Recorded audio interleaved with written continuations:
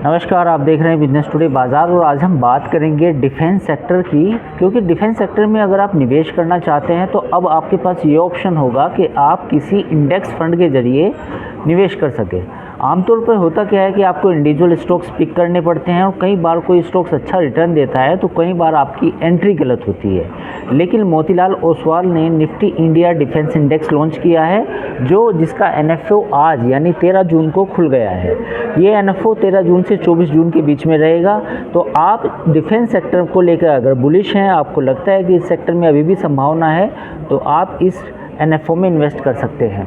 दरअसल इसमें 15 कंपनियां हैं और 15 कंपनियों की अगर हम बात करें तो पिछले एक साल में इस इंडेक्स ने 31 मई 2024 तक की अगर हम बात करें, उस डेटा की अगर हम बात करें तो 177% का एक साल में दिया है और 3 साल में करीब 90% का कंपाउंड एनुअल ग्रोथ रेट, जिसको CAGR हम कहते हैं, CAGR दिया है। तो कुल मिला के डिफेंस सेक्टर काफ़ी मजबूत रिटर्न अब तक के अगर हम रुझानों की बात करें तो अब तक काफ़ी मजबूत रिटर्न दिया है।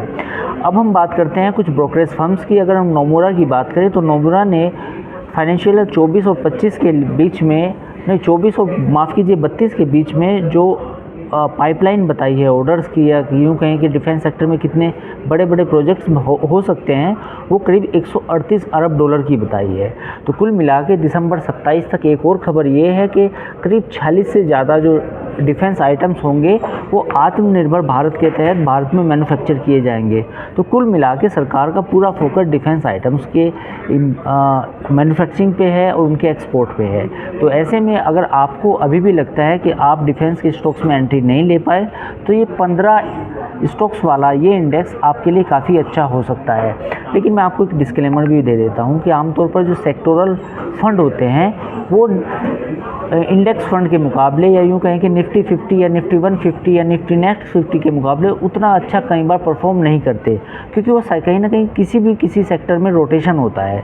तो आमतौर पे ये कहा जाता है कि आप जब भी कोई सेक्टोरल फंड लें तो उसमें सोच समझ के निवेश करें।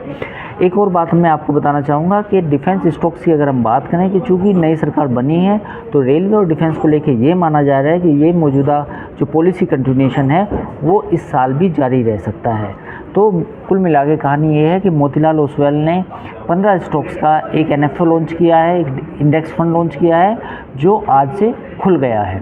तो बिजनेस टुडे बाज़ार पर फिलहाल इतना ही। बाकी खबरों के लिए आप देखते रहिए बिजनेस टुडे बाज़ार।